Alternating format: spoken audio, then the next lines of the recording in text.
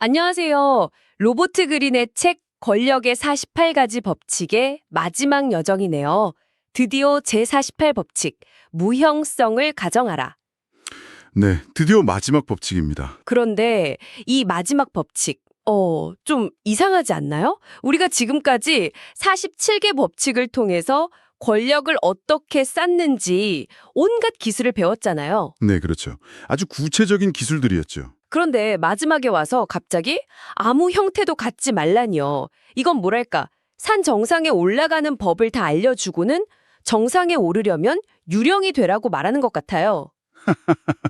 그 비유가 정말 정확한데요. 오늘 당신이 보내주신 자료들을 보면서 이 기묘한 역설, 권력의 정점에 있는 이 법칙이 왜 아무것도 되지 않는 것인지 한번 제대로 파헤쳐 보겠습니다. 정말 좋은 지적이세요.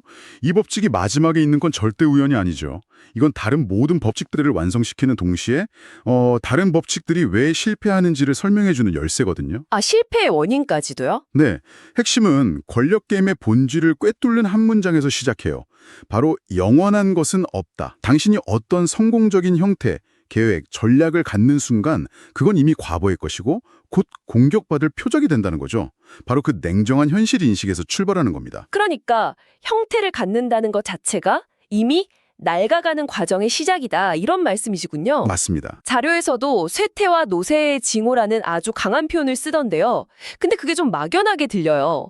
명확한 계획과 형태가 왜 그렇게까지 위험한 거죠? 바로 예측 가능성이라는 아주 치명적인 약점 때문이에요. 예측 가능성. 네, 상대가 당신의 다음 수를 예측할 수 있다는 건 뭐랄까 내 패를 전부 보여주고 포커를 치는 거나 마찬가지죠. 아, 상대는 당신보다 항상 한 발 앞서서 대응 전략을 짤 수 있고요. 여기서 더 무서운 게 있어요. 뭔데요? 당신의 패턴이 너무 뻔해지면 상대는 당신을 더 이상 두려워하지 않아요. 오히려 우습게 보고 조롱하기 시작하죠. 아, 권력의 세계에서 경멸만큼 무서운 무기는 없거든요. 존경심이 사라지는 순간 권력의 기반 전체가 그냥 무너져 내리기 시작하는 겁니다. 듣고 보니 그러네요. 역사적으로도 그런 예가 있었죠. 그 무적함대 같았던 스파르타가 몰락한 이유도 바로 이것 때문이라고요. 네, 아주 대표적인 사례죠. 스파르타는 자신들을 최강으로 만들어준 그 강력한 군사 시스템, 또 엄격한 계급 구조, 그러니까 그들의 성공 공식 있잖아요. 네네, 그 유명한 그걸 정복한 영토에 그대로 이식해버렸어요. 처음에는 그게 아주 효과적으로 보였겠죠. 그랬겠죠. 하지만 세상은 변하잖아요. 피정복민들은 스파르타의 그 고정된 시스템을 파고들 온갖 창의적인 방법들을 찾아냈고요. 결국 스파르타는 자신들이 만든 그 완벽한 형태라는 감옥에 갇힌 거죠. 아, 스스로 만든 감옥이요? 네, 변화하는 현실에 적응하지 못하고 무너지고 말았습니다.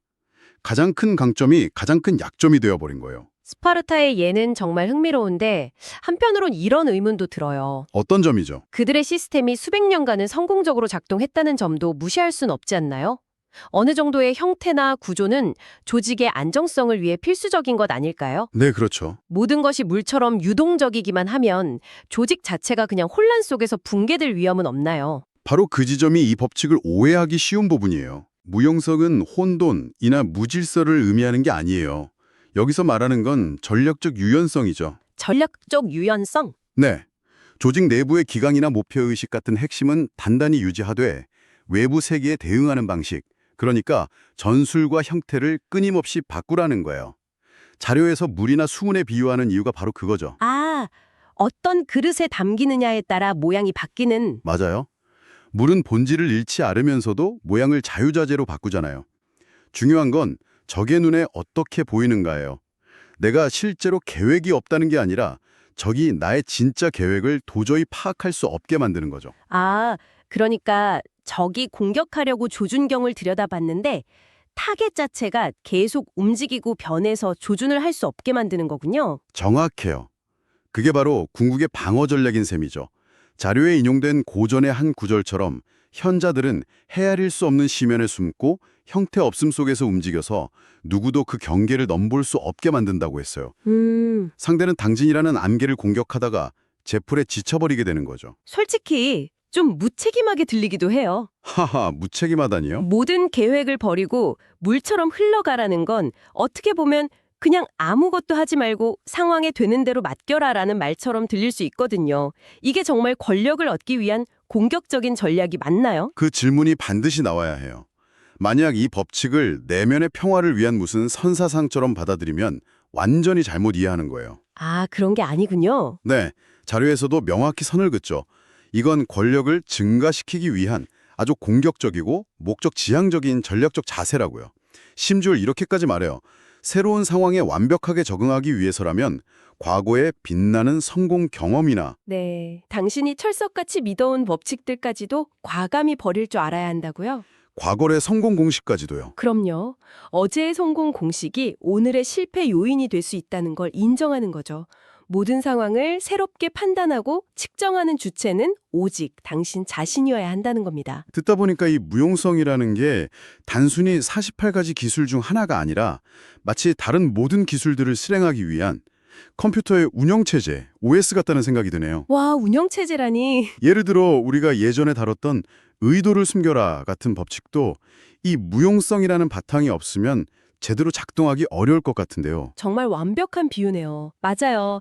다른 법칙들이 응용 프로그램, 그러니까 앱이라면 제48법칙은 그 앱들이 원활하게 돌아가게 해주는 OS예요. 그렇죠. 한번 생각해 보세요. 제44법칙, 거울 효과 기억나시죠? 네, 상대 행동을 따라하는 거요. 네, 상대의 행동을 거울처럼 따라해서 혼란에 빠뜨리는 기술인데 많은 사람들이 이걸 그냥 상대방을 어설프게 흉내내는 걸로 착각해요. 하지만 내 안에 나는 상대를 속여야지 라는 고정된 형태가 있으면 그게 미세한 표정이나 행동으로 드러나기 마련이에요. 아, 들키게 되는군요. 그렇죠. 상대는 그걸 본능적으로 감지하죠. 진짜 거울이 되려면 나 자신을 텅 비워내야 해요. 즉 무용성의 상태가 되지 않으면 거울 효과는 그저 우스꽝스러운 흉내내기에 그치고 마는 거죠. 아, 내 안의 의도 자체가 형태가 될 수 있다는 거군요. 바로 그거죠. 그럼 제25법칙 자신을 재창조하라와도 연결되겠네요. 고정된 이미지에 갇히지 말라는 조언이었잖아요. 더 급진적으로 확장되는 거죠. 제25법칙이 사회가 당신에게 부여한 교사, 엔지니어 같은 고정된 역할을 거부하고 새로운 정체성을 만들라는 것이었다면 네. 제48법칙은 아예 그 새로운 정체성 하나에도 머무르지 말라고 말해요. 하나에도 머무르지 말라. 네, 상황에 따라 배우처럼 예술가처럼 모습을 자유자재로 바꾸라는 거죠. 어제는 학자였다가 오늘은 장군이 되고 내일은 상인이 될 수 있어야 한다는 거예요. 이건 제17법칙, 예측 불가능성을 조장하라의 궁극적인 실행 단계이기도 해요. 아, 예측 불가능성. 예측 불가능성은 단순히 충동적으로 돌발 행동을 하는 게 아니에요. 어떤 형태에도 고정되지 않음으로써 상대가 당신을 정의하고 예측하려는 시도 자체를 무력화시키는 고도의 심리전인 셈이죠. 알겠습니다. 방어하거나 상대를 교란할 때는 물이나 안개처럼 유연하게 있어야 한다는 건 이제 이해가 가요. 그럼 공격할 때는요? 그때도 계속 물처럼 흘러가야 하나요? 어떻게 물이 바위를 깰 수 있죠? 바로 그 지점이 이 전략의 활용정정이에요. 공격을 개시할 때는 정반대의 법칙이 필요해요? 정반대요? 네, 평소에는 물처럼 있다가 결정적인 순간에는 모든 힘을 한 점에 응축시켜야 합니다. 바로 제23법칙, 전력을 집중하라죠. 자료에서 인용한 마오쩌둥의 말이 이 상황을 정말 잘 보여줘요. 우리가 당신과 싸울 때는 당신이 절대 도망칠 수 없도록 확실히 할 것이다. 와, 무서운 말이네요. 평소에는 형태 없이 흩어져서 상대를 방심시키다가 공격할 때는 그 모든 에너지를 한순간에 모아서 망치처럼 내리치는 거예요. 유연함과 집중력, 이 양극단을 자유자재로 오갈 수 있어야 하는 거죠. 잠시만요. 그 지점이 정말 헷갈리는데요? 네, 말씀하세요. 방금은 망치처럼 한 점에 힘을 집중하라고 하셨는데 바로 이어서 자료에서는 중국 공산당의 강점이었던 게릴라전 이야기도 나오잖아요. 네, 그렇죠. 그건 오히려 힘을 분산시키는 전략 아닌가요? 이게 완전히 정반대되는 말이잖아요. 어떤 상황에서 망치가 되고 어떤 상황에서 안개가 되어야 하는지 뭐 기준 같은 게 있을까요? 그게 바로 이 법칙의 가장 어려운 부분이면서 동시에 가장 강력한 부분이에요. 기준은 외부의 어떤 공식에 있는 게 아니라 당신의 목표와 상대방의 형태를 읽는 능력에 있죠. 상대방의 형태를 읽는 능력. 네, 상대가 성벽처럼 견고하고 거대한 형태를 가지고 있는데 내가 가진 힘은 계란처럼 작다면 어떻게 해야 할까요? 계란으로 바위를 치는, 즉 힘을 집중하는 건 어리석은 짓이죠. 그때는 안개가 되어야 해요. 아, 힘을 수십, 수백 갈래로 분산시켜서 성벽의 작은 틈새로 스며들어서 상대를 끊임없이 괴롭히고 소모시키는 게릴라전을 펼치는 거예요. 아, 상대가 강하고 나는 약할 때는 분산 전략을 쓰는 거군요. 그렇죠. 반대로 상대가 분산되어 있고 약점이 명확하게 보일 때는요. 그때는? 그때 안개처럼 굴면 기회를 놓치게 되죠. 그때는 즉시 망치가 되어야 해요. 아, 흩어져 있던 모든 힘을 그 약점 하나에 번개처럼 집중해서 단번에 상대를 무너뜨려야죠. 중요한 건 집중이 오르냐 분산이 오르냐 하는 이분법이 아니에요. 상황에 따라 안개에서 망치로, 망치에서 다시 물로 순식간에 변신할 수 있는 능력. 그것이 바로 무형성의 진짜 힘인 거죠. 마지막으로 승리와의 관계를 짚어보고 싶어요. 바로 직전 법칙이죠. 제47법칙, 멈출 줄 알라. 네. 승리에 도취되지 마라와 연결되는 점이 아주 흥미롭더라고요. 승리한 뒤에 왜 멈춰야 하죠? 기세를 몰아서 계속 밀고 나가야 하는 것 아닌가요? 더 큰 그림에서 보면 그 승리라는 것 자체가 아주 위험하고 경직된 형태이기 때문이에요. 승리 자체가 형태다. 네. 나는 승리자다라는 형태에 갇히는 순간 사람은 오만해지고 현실 감각을 잃게 되죠. 주변의 모든 사람이 시기심 가득한 잠재적 경쟁자로 변하고요.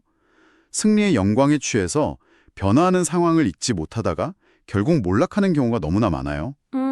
자료에 나온 비스마르크가 아주 현명한 예죠. 그는 독일 통일이라는 거대한 목표를 달성한 후에 더 이상의 영토 확장을 딱 멈추고 거북이처럼 자신의 껍질 속으로 물러났다고 표현돼요. 승리의 영광이라는 가장 눈에 띄는 형태를 스스로 지워버리고 다시 아무도 주목하지 않는 무형의 상태로 돌아갔다는 거군요. 바로 그거예요. 그렇게 함으로써 주변국의 경계심을 풀고 내부를 다지면서 어렵게 얻은 권력을 아주 오랫동안 유지할 수 있었죠. 승리 후에 멈추는 것은 패배가 아니라 권력을 지속시키기 위한 가장 고차원적인 무형성 전략인 셈이에요. 결국 제48법칙은 끊임없이 변화하고 적응하라는 궁극적인 명령이군요. 고정된 형태가 아니라 유동성 그 자체가 가장 강력한 형태의 권력이라는 말이네요. 네, 맞습니다. 당신을 붙잡을 수도 규정할 수도 없어요. 오히려 당신은 그들이 만든 그릇, 즉 그들의 전략이나 환경에 맞춰 스스로를 형성하면서 게임의 주도권을 장악할 수 있다는 거고요. 그렇습니다.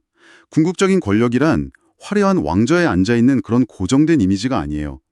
그것은 통제와 변화의 경계에서 춤을 추는 연속적인 과정 그 자체임을 받아들이는 거죠. 형태가 없기에. 네, 형태가 없기에 역설적으로 모든 형태가 될 수 있는 무한한 가능성.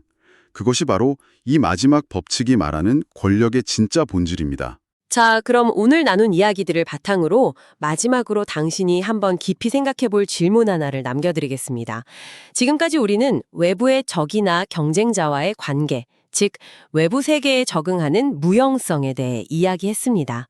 만약 이 원칙의 칼끝을 당신의 내면으로 돌려본다면 어떨까요? 다른 사람과의 권력 게임에서 벗어나 당신이 오랫동안 나 자신이라고 믿어온 견고한 신념이나 정체성 혹은 성공과 행복에 대한 개인적인 정의의 무형성을 적용한다면 말이죠.